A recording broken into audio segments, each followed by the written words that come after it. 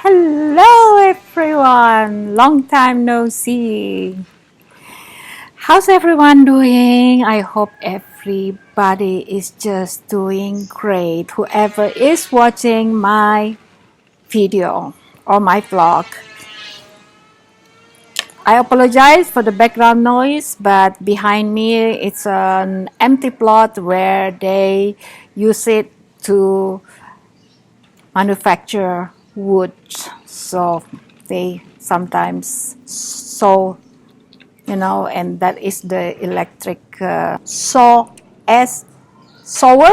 not sewing machine, right? So anyway, so I'm going to continue with my Memoirs of Italy, number 5. Just a simple one, a quick one, because I don't want to take so much of your time just to listen to me.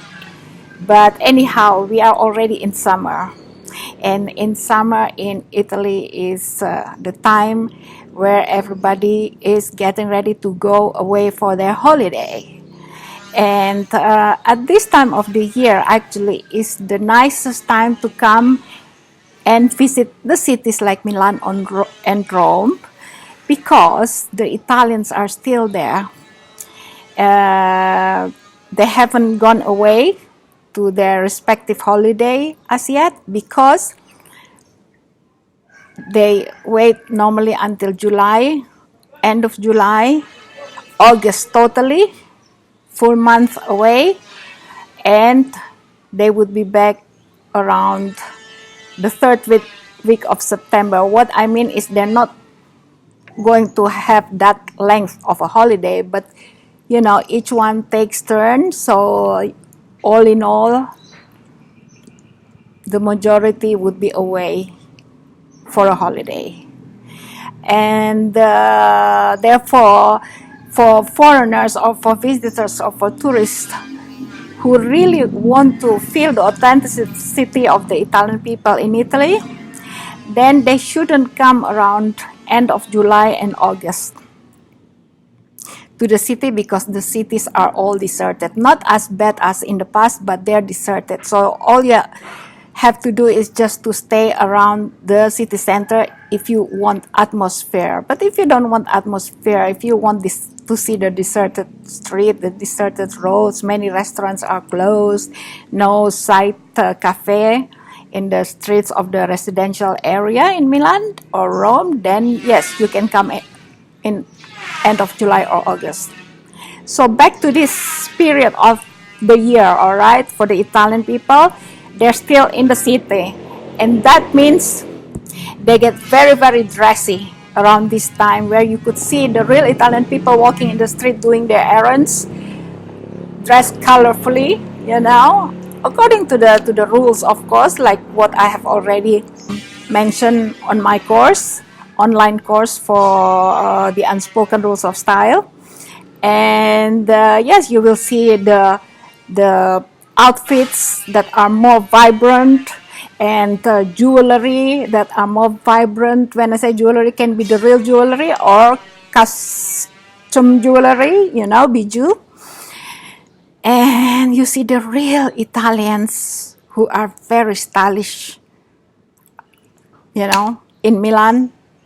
There you can just enjoy the sight. In Rome, I don't know, because I've never lived in Rome, but anyhow, between Milan and Rome, there's so much difference of style, because don't forget, in Rome has different temperature as well, much more dry, whereas in Milan is much more humid, in my opinion, because I lived there for many years. So anyway, so this is the time when you have to dress summer already, and not just black and white and blue, but wearing flower pattern clothes, shiny kind of clothes, but only in like gold or brownish, okay, not black shiny, or not blue shiny colors anymore. So anyway, so when I just arrived in Italy, I think I mentioned already that I arrived there on the 5th of May, which was spring. So people were all still covered up, even though they were already wearing layers only, since winter has already passed. But in summer, my husband started taking me around and sampling all this Italian food. Not sampling, because he took me to the restaurants, oh my God, everywhere. He took me just to eat the food, just to enjoy the food, because he was foodie, he was a foodie. When I say foodie, he loved, his food. And that's the time when I started to learn that in summer in Italy the food is different than in autumn, than in winter, than in spring. So in summer, the typical plate that my husband ordered for me, because I never ordered for myself in the restaurant, it's you start with the prosciutto melone. Prosciutto melone means prosciutto is ham, melone is cantaloupe, but prosciutto is the raw one, not the cooked one. So in that case, they would have it on the plate for you to start with in summer. With the knife, you cut the melone, and then you eat with the ham.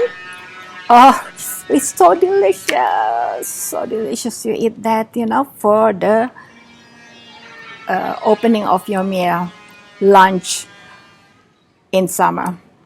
You can also order for dinner, but dinner you can go a little bit heavier. But at lunchtime, you go for the lighter meal. If you want to go full meal, like my husband used to take me, lunch we had full meal as well. Only years later, then we cut down to only light lunch. And from there you can order any kind of pasta. You can order any kind of pasta, but mostly the pasta comes with seafood, preferably.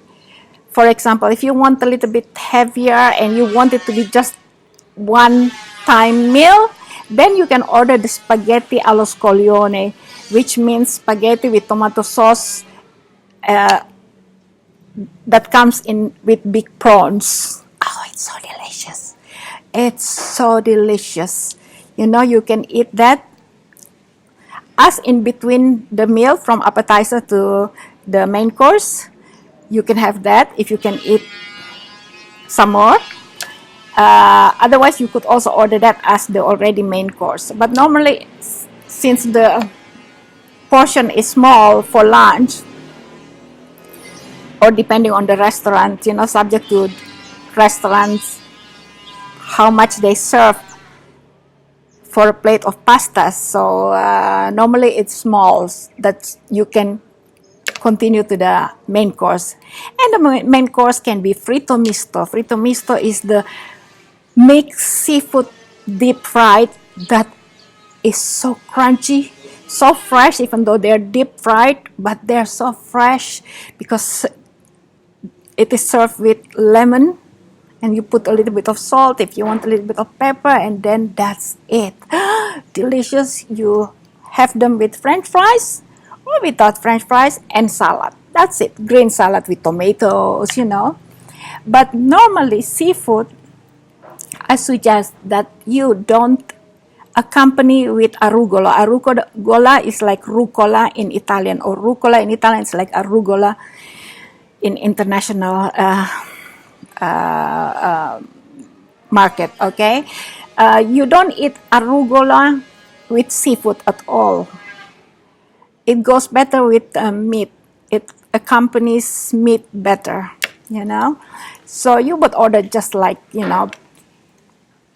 green salad, lettuce and tomatoes and French fries. And that's it. And for dessert, you could order lemon ice cream or almond ice cream. You can have espresso, but not cappuccino, please. Never order cappuccino after a meal. And then you could have also the usual tiramisu, etc.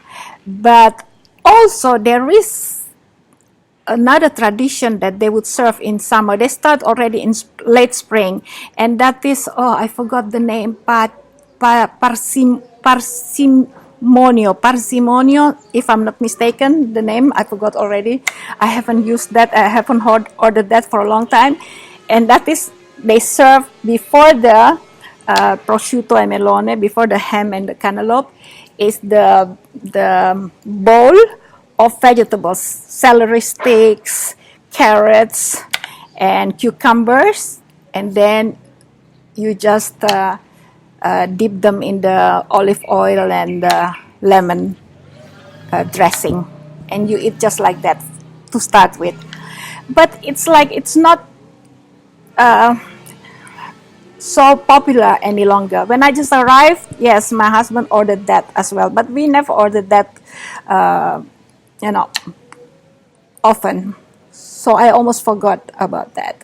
So okay, so that's what we have, and then my husband would take me to, you know, to the restaurants outside of Milan, you know, al fresco in the open air, and or if we go to the lakes already, then we eat in the nice restaurants, you know, by the lakes or by the river, things like that. But most of the time we would go to the lake, and then later on, when it's already full summer, then we would go to the sea,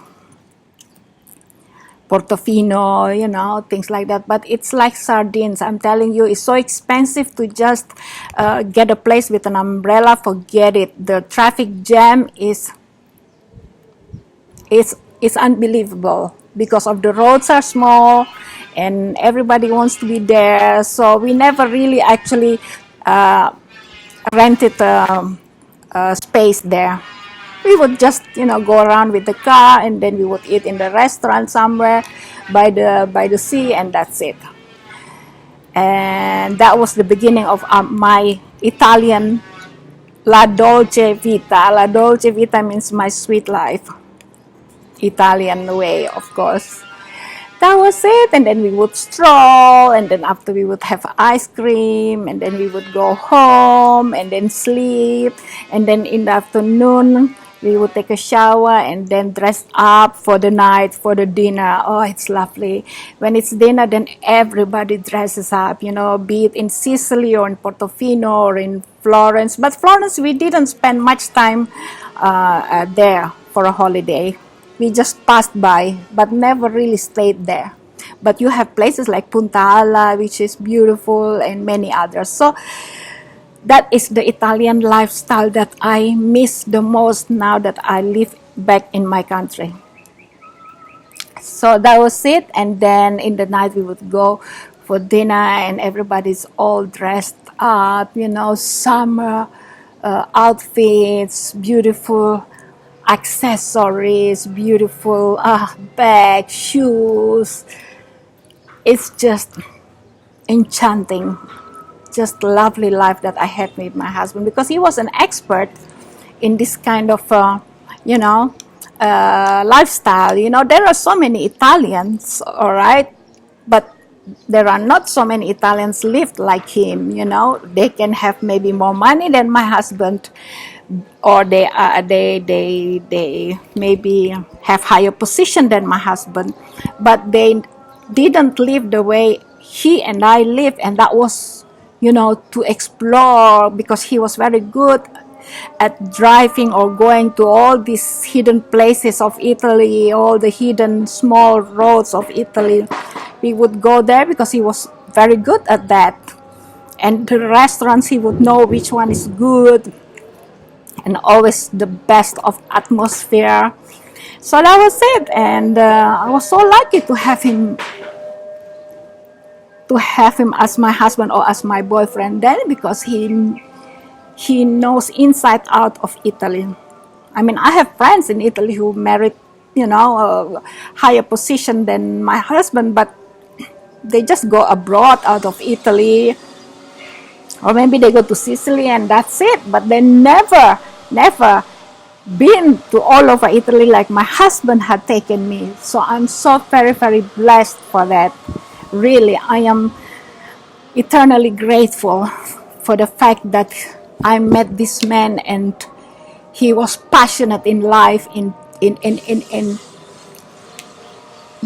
experimenting all these holidays that sometimes un, what we call unbooked, unplanned. We would go anywhere without booking, and then we would go to places and we would find a nice place sometimes we would find a little bit quirky place to stay, and that was it. Wow, it's already 15 minutes past, and I thought I'm just beginning to tell you this Memoir of Italy, the fifth. So I better stop it because it's almost 16 minutes. So, okay, for now, that is my story of the Memoirs of Italy 5. All right. And I hope I don't forget anything. At least, this vlog also is including the tips. Again, my apology for the background noise of the drilling of the wood, I think it is. So I'll talk to you on the next vlog. I don't know what it is, but you know by now, guys, that I'm selling bamboo straws now, since I didn't even realize I have bamboo trees in my garden that I could produce and make bamboo straws out of them. And I got an order right away. I got 200 straws from a Frenchman, and then I got some more from Indonesians and some foreigners. So yeah, I am doing it organically, artisan, artisan,